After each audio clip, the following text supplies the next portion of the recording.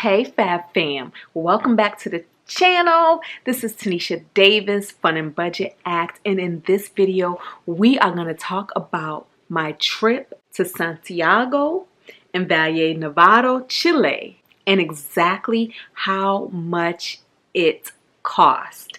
If you are interested in that, please consider subscribing and don't forget to give us a thumbs up and leave a comment if you have any questions about anything, okay?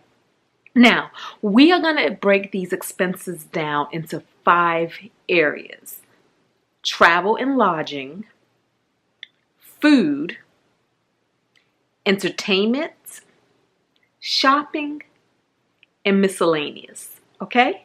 Now, this vacation was a 10-day trip. We actually spent 8 days in country though. So the first day we left on August 1st, but we did not arrive into Chile until the 2nd of August. And then we left on August 9th, but we arrived back into the country on August 10th. Transportation and lodging is going to be grouped into one sum because we booked this vacation through the Northern Virginia Ski Club, and therefore the price to go with them was $3,300. Now, I felt that was a good deal, mainly because my lucky number is 3. I like all things with 3s. So I saw 3,300 and I was like, yes, this must be a great trip. But let me tell you what that $3,300 included. It included a round trip flight from Northern Virginia to Santiago, Chile. We had layovers in Miami on both legs of the trip.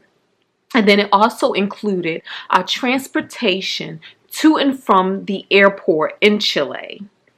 And it included our transportation to and from the mountains of Valle, Nevada. It included 8 breakfasts and 4 dinners, accommodations at 2 4-star hotels, and it included lift tickets for skiing or snowboarding for 5 days. So I thought that was a pretty fair price.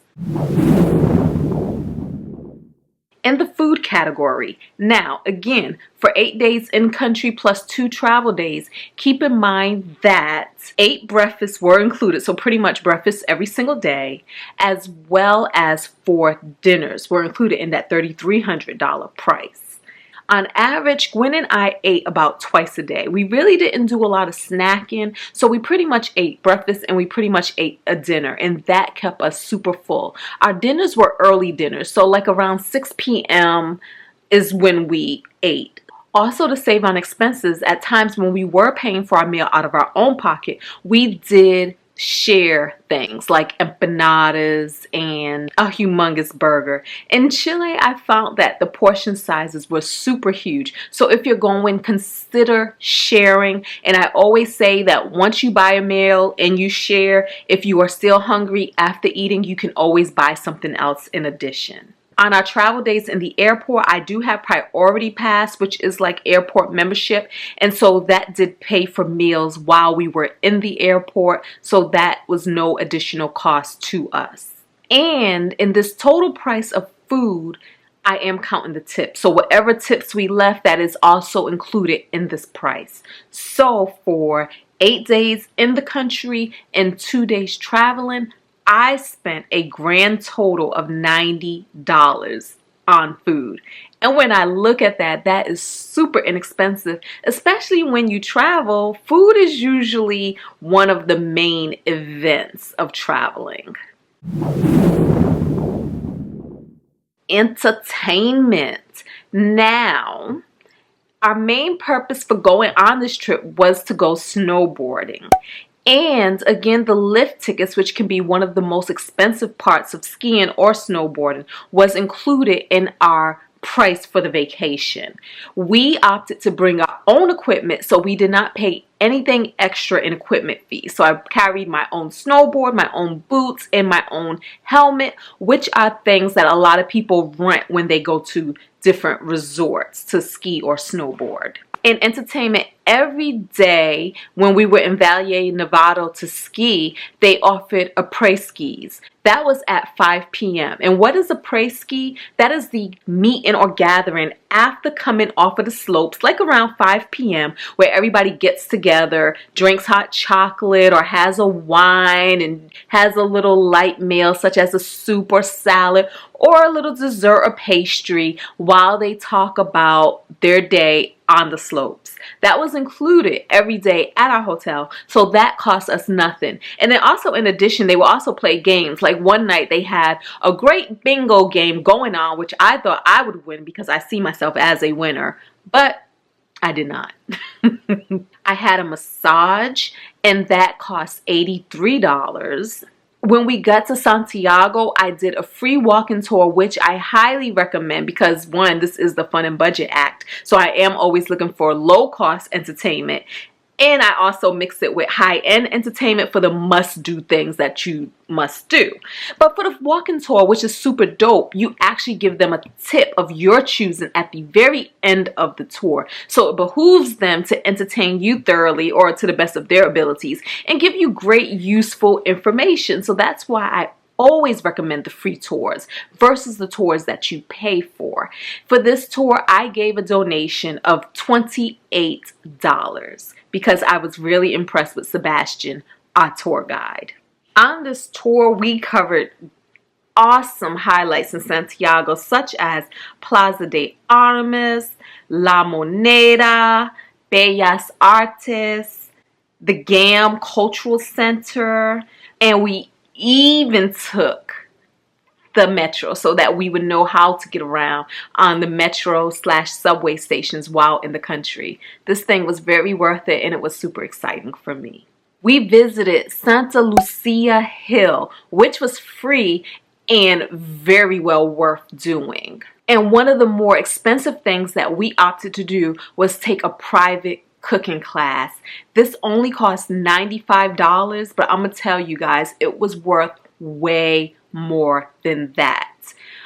I would say that if it would have been, and it's so interesting because let me think, if it would have been $200, I probably wouldn't have booked it because I would have been like, $200? But after taking it, I would say it was well worth $200. I mean, it was a great class. So for $95, that took 6 hours to go and explore the markets. We went to Mercado Central, we went to La Vega Central, and we went to a meat market. He also toured us around the different neighborhoods and gave us a lot of great advice and great information about the neighborhoods, not just its present, but its history.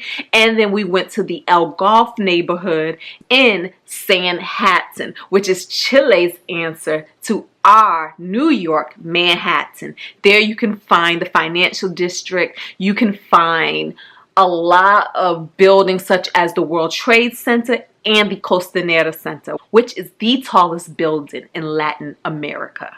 And so speaking of that, we went to the Costanera Center, and that cost $21. So in total, in the category of entertainment, I spent a whopping $227. That was basically nothing for all that we did. We got so much for that price. Now in shopping, I did an entire video dedicated to this area. Check out the eye in the sky. So really no need to rehash that, but this right here was one of the awesome things. The Starbucks mug is what I picked up while shopping. So if you want to see more details on the things that I purchased in Chile, such as this and this and this, check out that video. But I spent $139 shopping. Miscellaneous. So this is all that extra stuff. I spent $42 on tips, and this was mainly like, yeah, hotel tips. Because again, the food tips I covered in the price in the food category. So in all the other tips, like people who helped us with our luggage, the cleaning services and things like that, that came to $42. And all the things that I forget at home, such as all my medicines like aspirin and things like that, makeup white removers, and so on and so forth, I spent an additional $50. I spent $20 in exchange fees, and that was the fee for converting my American money to the Chilean peso. And then $21 is just unaccounted for. I try to do a good job keeping track of my money. That means every day I keep a journal and a log of what I'm spending and what I'm spending it on. And usually I do it in real time. I just keep like notes on my phone in a memo pad.